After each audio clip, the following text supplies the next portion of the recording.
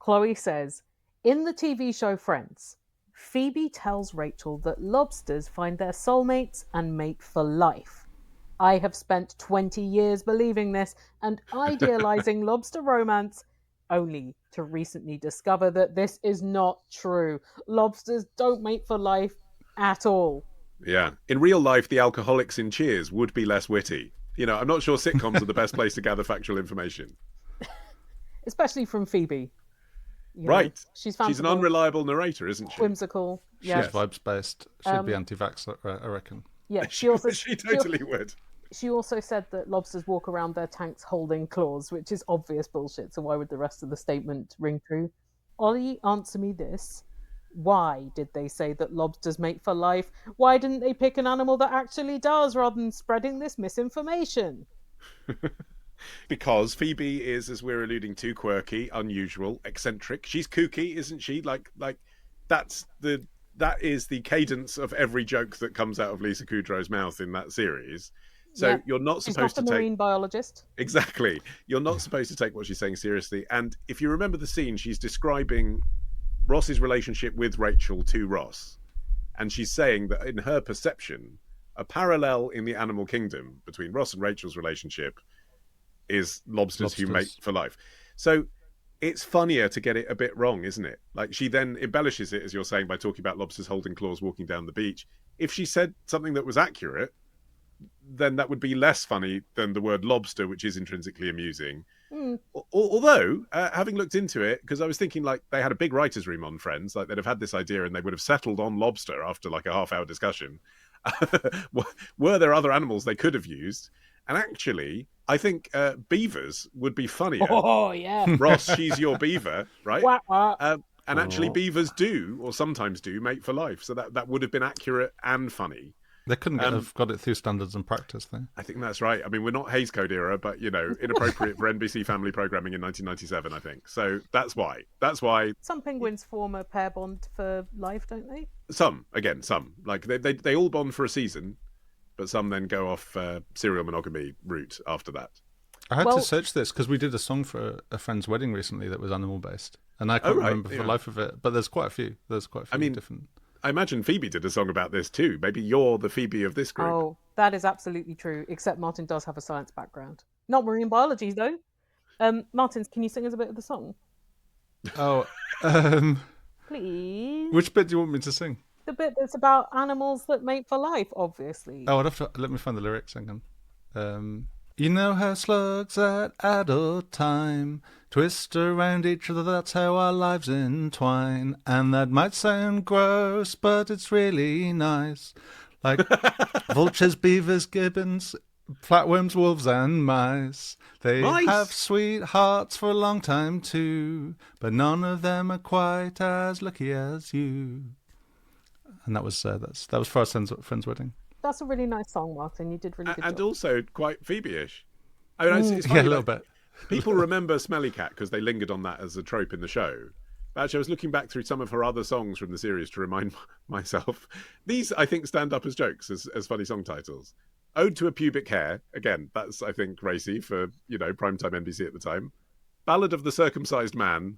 And The Food Here Will Kill You. Yeah. If Phoebe had been 20 years younger, she would have had such a big career on YouTube and TikTok. I wonder whether this misconception arose because lobsters don't lose fertility with age. So they can go through their whole decades-long lives staying just as fertile. What kills them... That's the opposite of mating for life. That's shagging around till you die, isn't it? Well, that's the lobster way. Lobsters don't mate for life. They have many short-term partners. In a mating season, the male lobster might mate with up to 10 females. The female lobster will mate with one male per season if she gets what she needs from him, which is enough sperm to birth a load of little baby lobsters. And the whole lobster mating ritual is competitive. It is brutal. The female lobsters want to mate with a big masked lobster, so the male lobsters will fight for dominance. First, they hit or slap each other with closed claws for an hour, and then the fight amps up.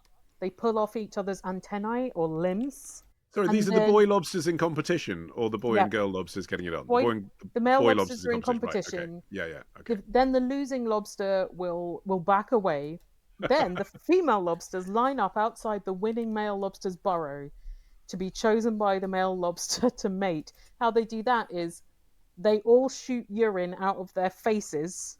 Wow. It travels up to 7 times the length of their bodies. It contains pheromones. So that's how the male lobster decides. Also, apparently, the she urine calms him down after the fight. It would. Then, are you ready for some romance? The winning lady lobster goes into the male lobster's burrow and sheds her exoskeleton, gets fully naked. Ooh. Oh, wow.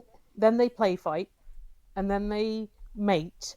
The male lobster flips her onto her back, uses his swimmerettes, which are sort of like the little frondy mini legs along the tail, to puncture her abdomen and deposit sperm packets into her sperm receptacles, which takes 8 seconds. Then, They Netflix and chill. pretty much, she hangs out in the burrow for a week or two because she needs to grow a new exoskeleton. Otherwise, very dangerous for her to go outside with predators. She and the male lobster might eat her old one for nutrition. She shoots out more face piss so that other female lobsters outside the burrow know that she's been mating This and not is to what you come don't hear in the David Attenborough version, isn't it? Left alone, she shoots out more face piss. in. And then she can hang on to the sperm packets for a year or 2 years until like she a sperm wants bag. them. Yeah. And then she releases 3,000 to 100,000 eggs, which take 9 to 12 months to hatch and become more baby lobsters. But then they drift in the ocean on their own. She's not an active parent after that Right, point. okay. Yeah. Well, she's done a lot to get there. So she only mates with one male per season unless his sperm packet is insufficient, in which case she crawls out of his burrow, presumably still naked of exoskeleton, and goes to find another male lobster. Oh, it's the walk of shame, isn't it? Oh, shed my exoskeleton. It's- Got to go and find someone else, put it back on again, do the whole ritual. Yeah, Oh, but I've also done the face piss. shedding the exoskeleton is so exhausting that 10 to 15% of lobsters die doing it. It's as funny as Phoebe's line. It's just less quick, isn't it? Do you know what I mean? less They just romantic. needed a banger. They just needed a 9-second joke. But if they had 5 minutes to talk about the way lobsters mate, that is funny. And they did piss on each other's faces in that famous episode, the one where Rachel pisses in Ross's face. The one where Ross pisses 7 times his body length. They could shoot that naked guy from across the road.